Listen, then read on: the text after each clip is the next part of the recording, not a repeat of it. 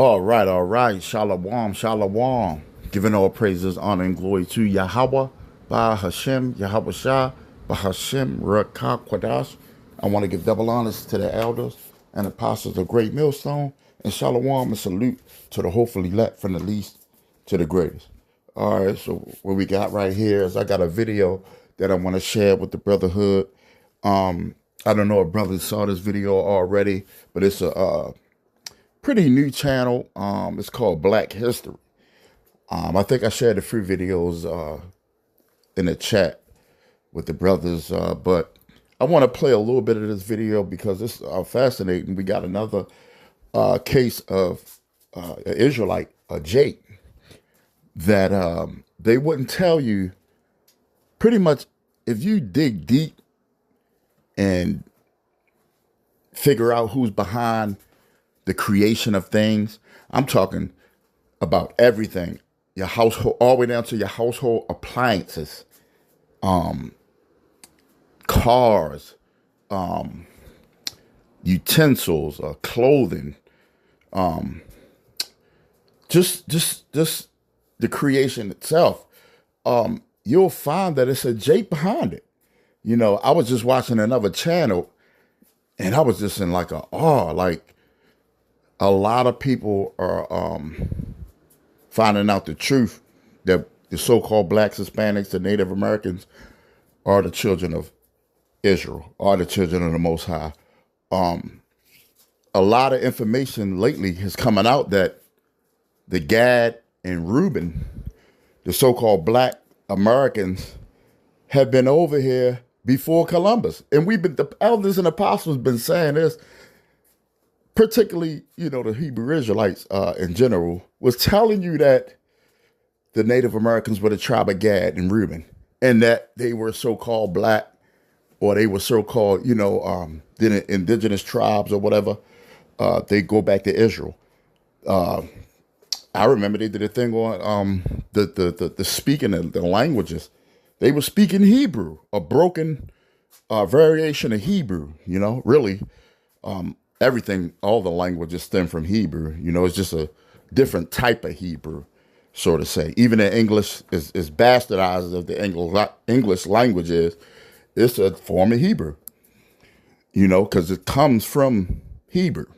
All right, but I was just watching the channel. The channel's name is Mike TV.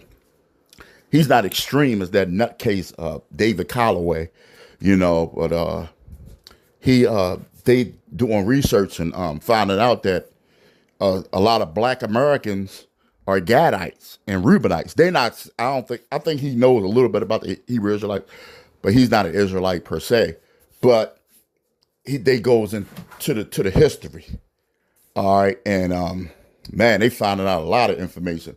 Even the structures. They'll have you thinking that Gad and Reuben and the other tribes were living in teepees. Yeah, to a certain extent. After Esau kicked them out the land, and then they had no choice but to live in teepees, and they were roaming the United States, living in tents. And for the most part, that was the Western Gadites, and some different mixture of tribes, roaming the earth. But pretty much Gad, if you read the explorers, if you read the diaries, they'll tell you that the so-called Native Americans had cities. They were already structured. They say it was like paradise. The way the economy, the ecosystem. They said they had I can't explain how that. Was it that what'd you call them? I can't explain it how that. What's the name? What do you call it? Not a scientist. The professor. I can't explain it how the professor broke it down, but man, he was going into it how Gad and Reuben, they had already had like a system where as though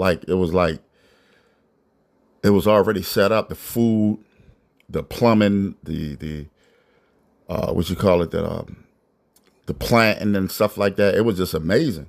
And what Esau come over here and do? He destroyed it or copied it. He copied it and made it for himself. But we were over here living lavishly. I mean, living good before we got taken down. And how did we get taken down? We go into it all the time. It's in Deuteronomy, the 28th chapter. We went off. All right, we went off, and we deserved it, But the history, the history had to get hidden because it was biblical prophecies. It's because of our slavery, and it's because of our punishment. But a lot of this history is coming out, being that this AI, which is a spirit that the Heavenly Father set up, a lot of this information is coming out at an enormous rate, and Jake is waking up. And hey, I'll be sitting down. I'll be wanting to study all day because this information I love to study. This information is making me. It's just blowing my mind right now, But let's go ahead and play this particular video, a little bit of this video. I think I talked enough, but I want y'all to hear this out or watch this. Begins with a whisper. And fair use, shout out to the Black History Channel. I'm not making any. I just wanted this video to be edifying. I'm not making any monetary gain off of it. My channel is not monetized, so thank you for that. I give all power and glory to Yahweh, by Hashem, Yahweh Shah. All right, let's go. A rumor carried across communities, shared in classrooms, reposted across the internet like a forgotten note rediscovered in an old drawer. It is the claim that a black engineer, a figure overlooked by mainstream historians, designed the first bulletproof vest. The idea itself is powerful, even cinematic.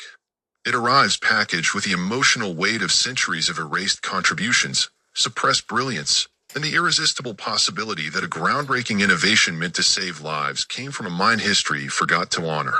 To understand why this story circulates so widely, one must trace the long and winding history of bullet-resistant armor, dig through patents, biographies, scientific journals, and early experiments.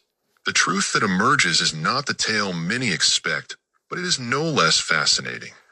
It reveals how innovations evolve, how inventions are layered with myth, and how marginalized innovators sometimes become attached to achievements out of cultural longing rather than documentary fact. The desire to find a black inventor at the beginning of the bulletproof vest timeline is understandable when viewed through the lens of historical erasure. Countless black inventors, from agricultural geniuses to engineers and chemists, had their patents stolen, their credit buried, or their names erased from public memory. Because of that legacy, many communities have spent decades reconstructing lost contributions, pulling unsung black scientists and engineers back into the light. But sometimes, the search for forgotten heroes leads to stories that mix fact with wishful interpretation. The case of the bulletproof vest is one of the clearest examples. To understand this, one must revisit the era before bulletproof vest existed, the late 19th century, when firearms were advancing faster than protection. For centuries, rigid armor had been used with varying degrees of success, but the invention of more powerful pistols and rifles quickly rendered metal breastplates obsolete. A bullet fired from even a small revolver could punch through traditional armor with devastating ease. People needed new ideas, new materials, and new engineering principles to protect themselves. And it was in this crucible of innovation that the earliest documented attempts at bullet-resistant clothing began to appear. In the United States, a surgeon named George Emery Goodfellow made one of the earliest scientific observations that would contribute to the concept of ballistic protection. While conducting an autopsy on a man who had been shot, Goodfellow noticed something peculiar.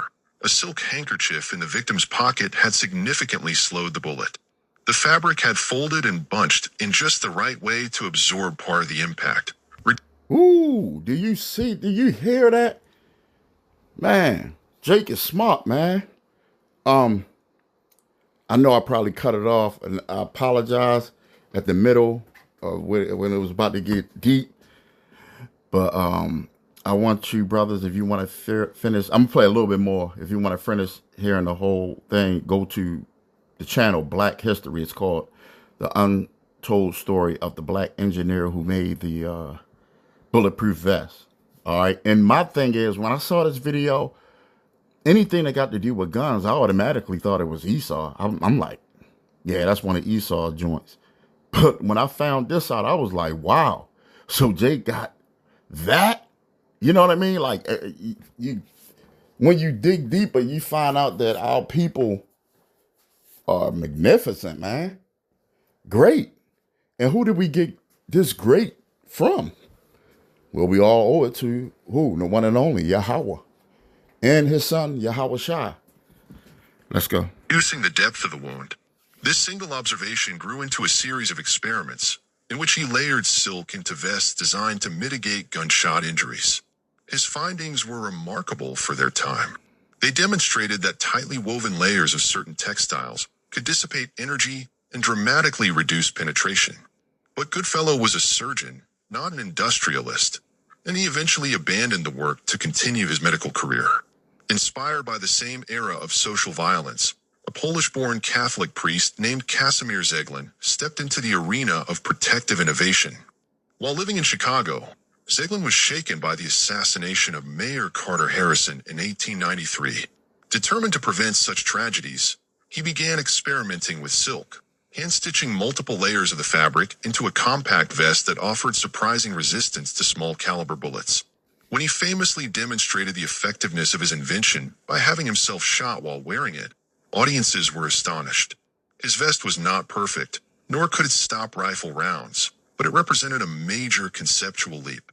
Zeglin's creation is considered one of the earliest successful versions of a bullet-resistant vest. Zeglin's process, however, was too slow for mass production.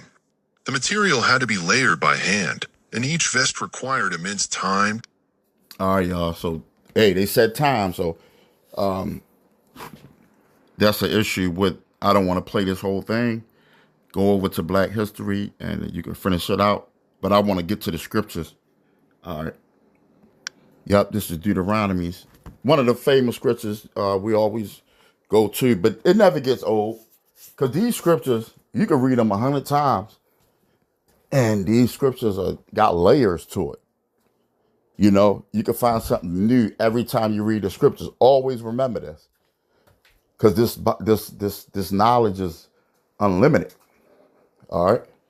Just like Yahweh's unlimited.